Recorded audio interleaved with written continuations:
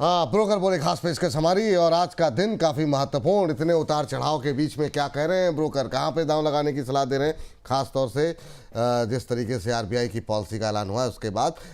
हर्ष के पास चलते हैं। हर्ष, आज की शुरुआत, आज का आरंभ कहाँ से करेंगे? जी, सबसे पहले हम लोग शुरुआत कर लेते हैं कॉनकोर से। और अगर आप कॉनकोर को देखें तो बोफा सिक्योरिटीज़ की रिपोर्ट आई है, खरीदारी की सलाह दी और 360 रुपये प्रति शेयर के भाव का लक्ष्य दिया है। सबसे पहले इन्होंने कहा है कि नज़दीकी समय में वॉल्यूम में एक अच्छी ग्रोथ देखने की उम्मीद ये जता रहे हैं। यहाँ पे पोर्ट्स के अगर आप यहाँ पे देखें तो यहाँ पे तमाम तरह के पोर्ट्स में एक अच्छा प्रदर्शन कंपनी कर रही है यहाँ पे। इसके अलावा इनका ये भी कहना है कि दूसरी ट्रेनों के मुकाबले आप देखें या फिर यहाँ पे पूरे सेक्टर के हिसाब से देखें तो कंपनी का जो मार्केट शेयर है वो धीरे धीरे बढ़ने की संभावनाएं प्रबल हो रही है यहाँ पे। लेकिन अगर आप यहाँ पे देखें वित्त वर्ष 2020 से तो अब तक कंपनी करीब 900 बेसिस पॉइंट जो है वो मार्केट शेयर जो है वो गंवा चुकी है। और दोबारा पूरे मार्केट शेयर को पाने के लिए जिस हिसाब से जो लॉस ग्राउंड देखने को मिला उसमें एक लंबी लड़ाई जो है वो लड़नी देखने को मिल सकती है। साथ ही ये भी इन्होंने कहा, वैल्यूएशन की भी बात करी है। इन्होंने कहा कि भले ही जून 2024 से स्टॉक में एक अच्छी खासी गिरावट देखने को मिली हो, करीब करीब 44% की, उसके बावजूद जो है वैल्यूएशन को महंगे लग रहे हैं।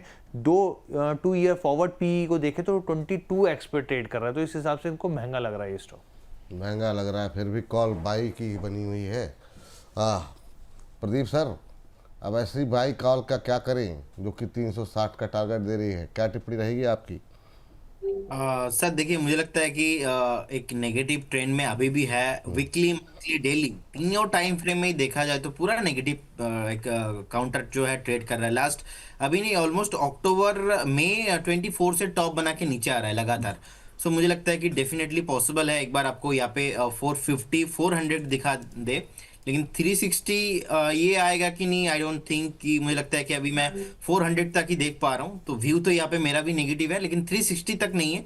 एटलीस्ट 400 420 के आसपास मुझे लगता है कि एक बार उस टाइम पे वेट करना चाहिए। चलिए ठीक है।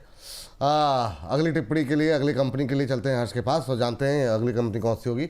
हर्ष बताइए सर। जी, वोडाफोन आइडिया की बात करते हैं। अगली कंपनी यहाँ पर ये है, HSBC की रिपोर्ट है, रिड्यूस की इन्होंने कॉल दी है और 5 रुपये 80 पैसे के इन्होंने टारगेट दिए। सबसे पहले इनका कहना है कि जिस तरीके से सब्सक्राइबर लॉस्ट हो रहा है यहाँ पे वो काफ़ी जो है कंसर्निंग है यहाँ पे। इसके अलावा उन्होंने कहा है कि कमज़ोर बैलेंस शीट जो है साफ तौर पर देखने को मिल रही है, जो कैश फ्लो है वो काफ़ी ज़्यादा सीमित है यहाँ पर और कंपनी के तौर पे एक तरीके से एक बड़ी चुनौती बना हुआ है। इन्होंने कहा है कि कई बड़े सुधार करने की कोशिश जो हो रही है, लेकिन अभी तक स्थिति पूरी तरीके से बिल्कुल भी साफ नहीं है।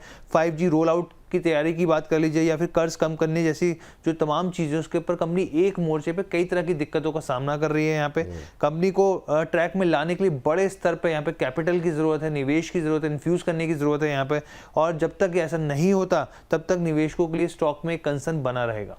चलिए ठीक है। पहले जब HSBC या फिर कोई बड़ी कंपनी की तरफ से कोई रिपोर्ट आती थी तो शेयर में बड़ी गिरावट देखने को मिलती थी। अब थोड़ा सा उसका असर कम पड़ गया है। जरा इंट्राडे चार्ट दिखा दीजिए वोडाफोन आइडिया का और गूगल फाइनेंस का। 1.5% की मजबूती। अंबाला मैम, क्या टिप्पणी रहेगी आपकी? 5 रुपये, मतलब जब से वोडा में रैली आई है बीते 3-4 महीनों में ये दूसरी तीसरी रिपोर्ट होगी हर जो 6-7 रुपये के आसपास, 5 रुपये, 6 रुपये, 7 रुपये के आसपास इंडिकेट कर रही है और हर बार वोडा जो है सबको गलत साबित करके ऊपर निकल जाता है। मैम, क्या टिप्पणी रहेगी आपकी? पिछली बार किसी ने 2 रुपए 80 पैसे की भी रिपोर्ट दी थी और उस समय ये 6 रुपए समथिंग था। तो आपके जो भी आपके प्लेटफॉर्म के थ्रू बहुत सारे लोगों ने, इंक्लूडिंग मी, हम लोगों ने बाइंग की रेटिंग ही दी थी और वो अच्छा परफॉर्म किया है। सो आई डिसएग्री विद दिस। ये अभी 1 साल के अंदर मुझे नहीं लग रहा है कि 11, 12, 14 एंड उसके बाद एक स्ट्रेस्ड, अगर मैं देखूं एक पूरे साल भर का, तो मुझे नहीं लग रहा है कि ये अभी 5 रुपए 80 पैसे 8 पैसे के आसपास आने वाला है। सो आई डिसएग्री। इनफैक्ट अगर डिप मिले, मैं तो एक्सपेक्ट कर रही थी कि 9.5 रुपए के आसपास आ जाए तो खरीदे, लेकिन आया ही नहीं। ये 9 रुपए 70 पैसे के आसपास से वापस रिबाउंड हो गया। तो ट्रेंड अगर आपको वापस से 9, 9.5 रुपए 9 रुपए की रेंज में मिले तो खरीदार करने की कोशिश करिएगा। बाकी जो लोग ऑलरेडी हैं इसमें, आई सजेस्ट, मेरा व्यू ये है कि आप चाहें तो अभी भी होल्ड कर सकते हैं। 11, 12, 14 रुपीज के टारगेट तो 3 से 4 महीने के अंदर हम आराम से एक्सपेक्ट कर सकते हैं। चलिए ठीक है। बाकी इस पे और डिटेल में जो चर्चा अगर आपको सुननी हो तो फिर शनिवार को दोपहर 2 बजे हमारा विशेष कार्यक्रम छोटे शेयर ऊंची छलांग जो है वो आप देखना मत भूलिएगा, रचित खंडेलवाल जी के साथ। और प्रदीप जी का समय हो गया है। प्रदीप जी, उदास मत होइए, मुझे याद है, डिस्क्लोजर दे दीजिए सर आप। देखिए, investment securities market subject to market risk, जितने भी स्टॉक्स को लेके सर बात हुआ है, कोई भी स्टॉक्स पे हमारा कंपनी का कोई भी पोजीशन नहीं है, नो कॉन्फ्लिक्ट ऑफ इंटरेस्ट। बहुत बहुत धन्यवाद विपुल जी आपको और सारे व्यूअर्स को। Thank you.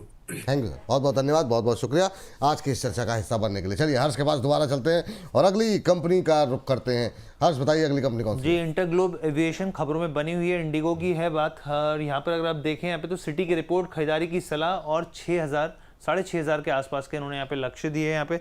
अब देखिए, हम सब जानते हैं और कंपनी जो है लगातार ऑपरेशनल चुनौतियों का सामना करे, तो रिपोर्ट में इसी बात को यहाँ पे कोट किया गया है। इन्होंने कहा कि टेक्नोलॉजी से जुड़ी दिक्कतें कंपनी फेस कर रही है यहाँ पे, और विंटर शेड्यूल में जो है वो बदलाव होता हुआ दिख रहा है। इसके अलावा खराब मौसम का भी कंसर्न है, और एयरपोर्ट पर जिस तरीके से भीड़ बढ़ रही है वो भी है। साथ ही यहाँ पे जो नए FDTL यानी कि जो फ्लाइट ड्यूटी टाइम लिमिटेशंस नियम होते हैं, उसका असर भी हमें देखने को मिल रहा है, जो लगातार फ्लाइट जो है वो कैंसिल हो रही है यहाँ पर। और इस वजह से क्या हो रहा है कि फ्लेक्सिबिलिटी में भी कंपनी की तरफ से काफ़ी कमी देखने को मिल रही है। शेड्यूल में जो बदलाव है वो आने वाले 48 घंटों में भी काफ़ी बड़े चेंजेस देखने को मिल सकते हैं यहाँ पे। इसके अलावा इन्होंने कहा है कि वन टाइम परफॉर्मेंस में धीरे धीरे करके सुधार आएगा यहाँ पे, और जो भी यात्री हैं जो प्रभावित हो रहे हैं, कंपनी उसकी तरफ से रिफंड दे रहे हैं, लेकिन इनका ये मानना है कि थोड़ा सा कंसर्न है, लेकिन वो धीरे धीरे कम हो जाएगा। चलिए, ये बात यहाँ पर निकल के आई है। मैम क्या टिप्पणी रहेगी आपकी? नाराजगी तो पर्सनली मुझे भी इंडिगो के साथ में है। मेरा बैग लगेज टूट गया था, अभी तक उन्होंने रिफंड नहीं किया, 2.5 साल हो गए। ओहो, वाह। तो रही बात, तो इसी बात पे जो मेरा व्यू है, मैं ये गिर जाएगा 4,700 तक। नॉट बिकॉज ऑफ कि इन्होंने हमारा लगेज तोड़ दिया, टेक्निकल और ओवर वैल्यूएशन इसमें है, जिसकी वजह से ये 4,700 तक सरक सकता है, गिर सकता है। और अभी ये 5,200 के आसपास, 5,290, 5,300 के आसपास में है। So wait for a better price. आज की डेट में ये मोनोपोली के लिए ट्रेड कर रहा है, लेकिन फ्यूचर में आई डू एक्सपेक्ट कि कम से कम एक तो कोई कंपनी इसके कंधे से नेक टू नेक कॉम्पिटिशन में आ जाए तो अच्छा रहे। और शायद जिस तरह से एक्सपेंशन हो रहा है, अडानी जिस तरह से अडानी ग्रुप जिस तरह से एयरपोर्ट्स वगैरह बना रहे हैं, आई विश कि ये अगर एयर इसमें भी आ जाते हैं तो मार्केट में एक हेल्दी कंपटीशन, प्राइसिंग की जो ये जो पूरी की पूरी इनके हाथ में है, वो थोड़ा सा मैनेज हो जाएगा। तो नीड तो है भारत में एक और प्लेयर की, एक स्ट्रॉन्ग प्लेयर की एक्चुअली जरूरत है, और उसका इम्पैक्ट हमको आने वाले फ्यूचर में दिखेगा। फॉर द टाइम बिंग 4,700 का हम वेट कर सकते हैं फॉर फ्रेश एंट्री।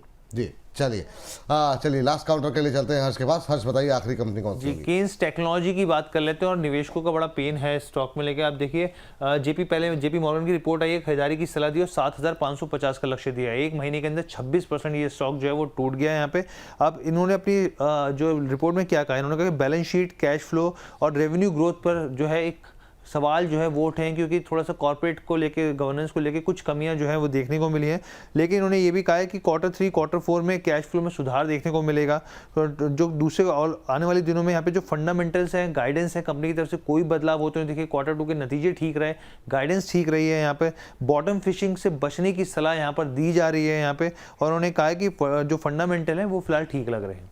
जी चलिए, तो ये बात है यहाँ पर केन्स को लेकर के। मैम क्या टिप्पणी रहेगी? केन्स लगातार प्रेशर में आता हुआ दिखाई दे रहा है, हालांकि टारगेट तो काफ़ी ऊपर के हैं, लेकिन क्या करना चाहिए अभी? मेरे हिसाब से तो अभी आप इसको थोड़ी देर और वेट एंड वॉच करिए, थोड़े दिनों, फिलहाल खरीदने की जरूरत नहीं है। इट इज वेरी लाइकली कि ये आपको 4,100 के आसपास, अब ये 4,650 पर है, लगभग 4,100 के आसपास मिलेगा, तो फिर वहां पर जरूर खरीदा जा सकता है। कंपनी का जो डेट बढ़ रहा है वो एक कॉज ऑफ कंसर्न है, क्योंकि जिस पेस पर प्रॉफिट बढ़ा, उस पेस पर इसका जिस पेस पर इसका डेट बढ़ा है, उस पेस पर इसका प्रॉफिट नहीं मटेरियलाइज हुआ है। तो that is cause of concern to me as of now, और 4,100 के लिए वेट किया जा सकता है फॉर अ बेटर एंट्री। रही बात टारगेट्स, तो एक साल का जो टारगेट मैं देख पा रही हूँ, इन्होंने 7,750 का दिया है, बट कहीं ना कहीं 6,500 तक जा सकता है, तो लेकिन अभी नहीं खरीदना है, अभी नहीं खरीदना है, ये सलाह यहाँ पर दी जा रही है।